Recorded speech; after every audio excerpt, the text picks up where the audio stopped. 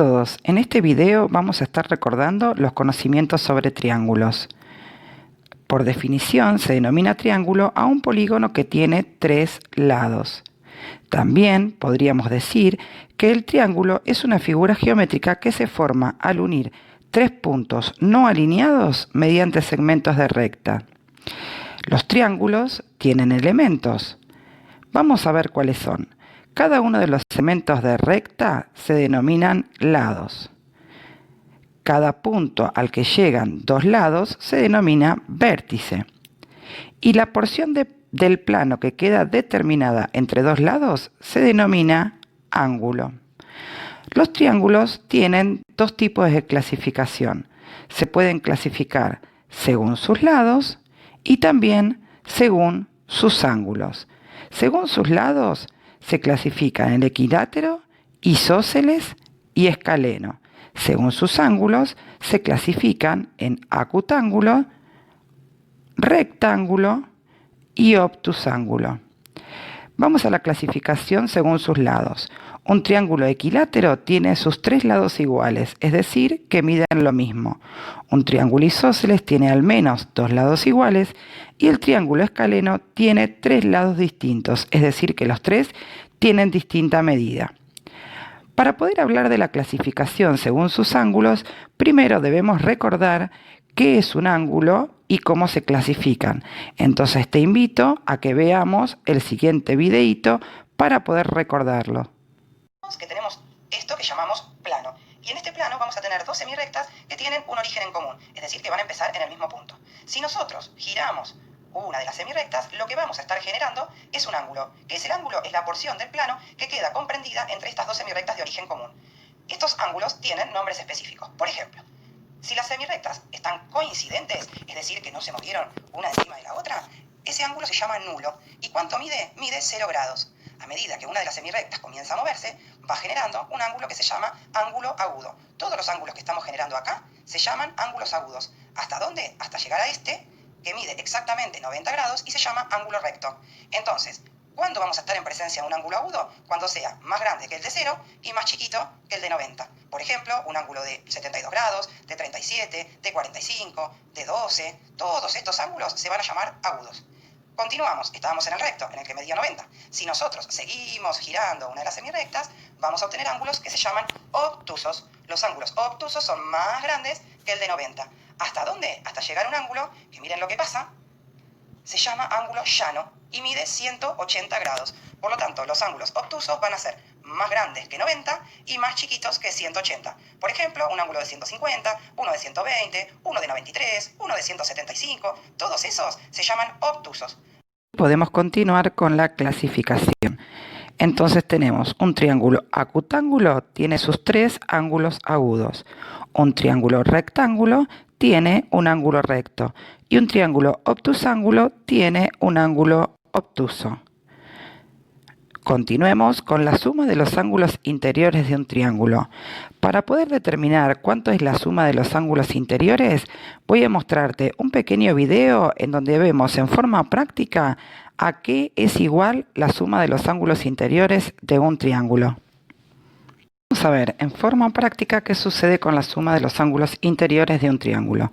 Tomamos en este caso un triángulo obtusángulo porque tiene un ángulo obtuso.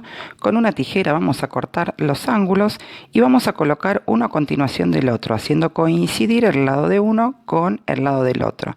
Una vez que los tenemos colocados uno a continuación del otro, lo que vamos a hacer en forma práctica es sumar la amplitud de los tres ángulos.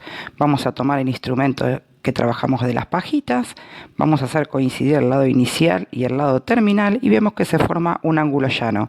Como sabemos, el ángulo llano mide 180 grados, por lo cual la suma de estos tres ángulos nos dio 180 grados. Vamos a hacerlo con otro triángulo, en este caso un triángulo rectángulo, tiene un ángulo recto. Cortamos también los tres ángulos, los hacemos coincidir nuevamente y vamos a medir con el instrumento de las pajitas y también se forma un ángulo llano. Que acabamos de ver en el video, que probamos con dos triángulos, pero en realidad se podría probar con muchísimos triángulos más, podemos concluir que la suma de la amplitud de los ángulos interiores de cualquier triángulo es siempre 180 grados, ya sea que estemos trabajando con un triángulo rectángulo, con un triángulo acutángulo o con un triángulo obtusángulo. Vamos a ver ahora un ejemplo para ver cómo podemos calcular los ángulos del triángulo. Supongamos que tenemos un triángulo cualquiera, en este caso obtusángulo porque tiene un ángulo obtuso. Sabemos, por lo que vimos recién, que el ángulo A más el ángulo B más el ángulo C es 180 grados. Dos de esos ángulos los conocemos, el ángulo A, que vale 31 grados, y el ángulo B, que vale 118 grados. Por lo tanto, que tenemos una ecuación en donde nuestra incógnita es el ángulo C. Vamos a despejar a la incógnita y nos queda que el ángulo C es igual a 180 grados menos 31 grados menos 118 grados. Por último, el ángulo C vale 31 grados. Vamos a ver otro ejemplo, en este caso trabajando con un triángulo rectángulo. Es rectángulo porque tiene un ángulo recto y por lo tanto mide 90 grados. Nuevamente planteamos la ecuación, el ángulo A más el ángulo B más el ángulo C es igual a 180 grados. Reemplazamos el ángulo A por 24 grados y el ángulo B por 90 grados. Tenemos una ecuación en donde desconocemos el ángulo C. Nuevamente despejamos y nos queda que el ángulo C es igual a 180 grados menos 24 grados menos 90 grados. Es decir, que el ángulo C medirá 66 grados.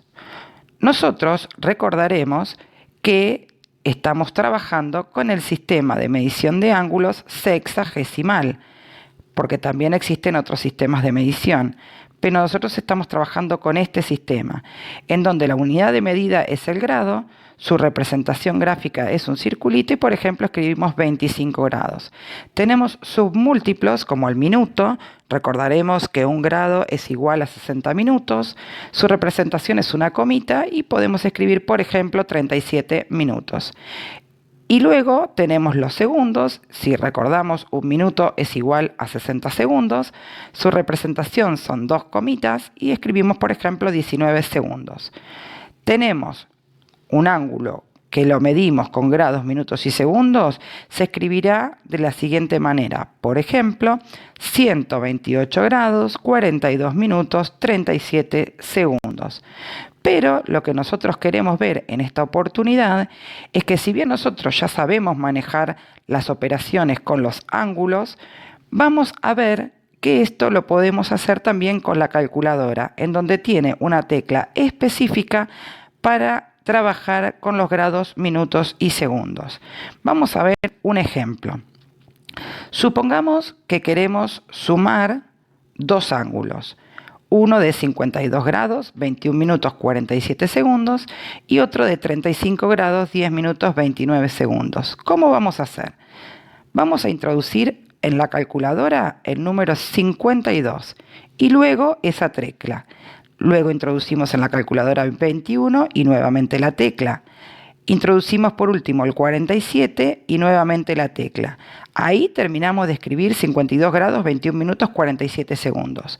Luego vamos a apretar la tecla más y continuamos con el otro ángulo. Escribimos 35 y esa tecla.